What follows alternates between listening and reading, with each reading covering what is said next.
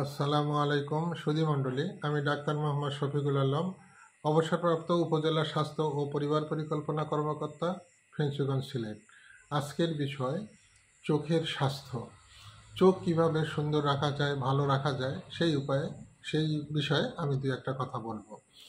আমরা চারিদিকে ধুলাবালিতে সবসময় ঘোরাফেরা করতেছি, আকাশ বাতাস সব জায়গায় ধুলাবালি চলছে।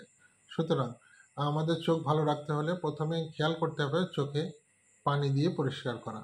এবং এই জন্যে আমি বলবো যে আমরা অন্তত সারাদিন রাত 24 ঘন্টার মধ্যে অন্তত 5 বার বা তার অধিকবার সময় আমরা চোখে পরিষ্কার পানি দিয়ে চোখ ধৌত করব। আমরা যারা মুসলমান আছি, যারা 5 ওয়াক্ত নামাজ পড়ি, তাদের তো 5 বার অজু করা লাগে বা তার বেশিও করা লাগে। তো সেক্ষেত্রে আমাদের চোখ ধোয়া হচ্ছে। কিন্তু যারা নামাজ পড়ি না সেই ধরনের মুসলমান এবং যারা অমুসলিম, যাদের নামাজ পড়া লাগে না, তাদেরকে বলবো অন্তত সারাদিন রাত 24 ঘন্টার মধ্যে অন্তত 5 বার বা তার বেশি ভাগ পরিষ্কার পানি দিয়ে, টিউবওয়েলের পানি দিয়ে বা শাওয়ারের পানি দিয়ে, পরিষ্কার পানি দিয়ে চোখ ধোয়া উচিত। আর এখন তো মোবাইলের যুগ, ল্যাপটপের যুগ, সবসময় কারোর না কারোর এটা কাজ করতেই হয়, দেখতেই হয়। তো সুতরাং আমরা মোবাইল এবং ল্যাপটপ কাজ করার সময়, দেখার সময় এগুলো আমরা কম ব্যবহার করব। যদি ব্যবহার করতেই হয় তাহলে আমরা এক ধরনের চশমা আছে, ব্লু কাট চশমা, যে চশমাতে ওই যে আলো যেগুলো বের হয় মোবাইলের বা ল্যাপটপের, সেই ওগুলোকে চুষে নেয় এবং চোখে আসতে দেয় না। তো সুতরাং এই ধরনের লেন্স আমরা ব্যবহার করব।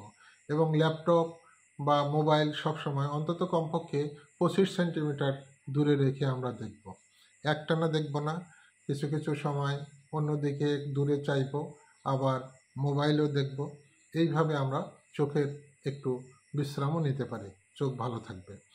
আচ্ছা, এছাড়া আমরা অনেক সময় মনে করি যে আমাদের চোখে দেখতে অসুবিধে হয়, বিশেষ করে 40 বছর ঊর্ধ্ব যাদের নরনারী, সবারই কিন্তু চোখে একটু সমস্যা দেখা দিতে পারে। আমরা অনেক সময় কাছের জিনিস দেখি না, বই পড়তে সমস্যা হয়।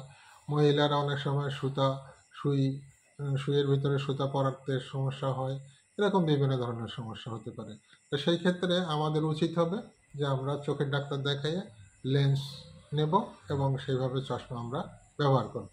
এটাতে মানে কোনো অন্যায় না। অনেকে মনে করে তাই তো এত তাড়াতাড়ি আমরা লেন্স ব্যবহার করব, চশমা ব্যবহার করে তো বুড়া হয়ে গেলাম।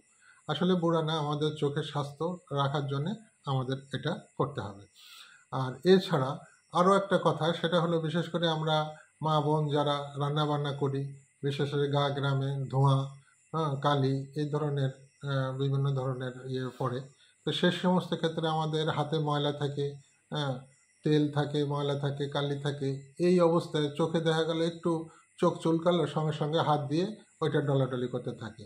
এবং এইটা যদি আমরা করি তাহলে আমাদের চোখের সমস্যা হবে। তো সুতরাং এদিকে খেয়াল করতে হবে যাতে ময়লা কোনো কাপড় বা ময়লা হাত দিয়ে আমরা চোখ ডলাডলি না করি। পরিষ্কার পানি দিয়ে পরিষ্কার করি এই। আর এছাড়া আরেকটু বলবো, সেটা হলো যে চোখ ভালো রাখতে হলে কিছু খাদ্যের ব্যাপার আছে, যে খাদ্যগুলো চোখের স্বাস্থ্য ভালো রাখে। কি সেগুলো হলো লাল এবং হলুদ ফলমূল। এই সমস্ত ধরনের খাবার আমরা খাবো। এবং ভিটামিন এ সমৃদ্ধ খাবার। ভিটামিন এ সমৃদ্ধ খাবার সাধারণত দেখা গেল কিসে পাওয়া যায়, যেমন কলিজা, মাংস, তারপরে ডিম, এগুলোতে পাওয়া যায়। এছাড়া লাল ফলমূল এবং শাকসবজিতে পাওয়া যায়। ছোট মাছ, এগুলো যদি আমরা খাই, এগুলোতে পাওয়া যায়। আমাদের চোখের স্বাস্থ্য ভালো থাকবে। তো সুতরাং আমরা এগুলো করতে পারি। আর এছাড়া আমরা সবুজ দেখব। আমাদের তো এখন সবুজ দেখাটাই এখন কঠিন হয়ে গেছে। আমরা সবাই ঘর কেন্দ্রিক হয়ে গেছি, আমরা সব অফিস কেন্দ্রিক হয়ে গেছি, আমরা সব এখন ল্যাপটপ এবং মোবাইল চালাইতে আমরা সিদ্ধহস্ত, কিন্তু আর অন্যদিকে তাকাই না। সুতরাং আমাদের এগুলো খেয়াল করতে হবে, এগুলো কমাই দিতে হবে। এবং আমরা সবুজ দিক দেখব, আকাশ দেখব, বাতাসের দিকে দেখব, সমস্ত দিকে চারিদিকে ন্যাচারাল বিউটি, এগুলো দেখব। তো সুতরাং এটা যেন আমরা করি। ধন্যবাদ সবাইকে, ধন্যবাদ। আর আবার অন্য কোনো দিন অন্য কোনো টপিকস নিয়ে কথা বলবো ইনশাআল্লাহ।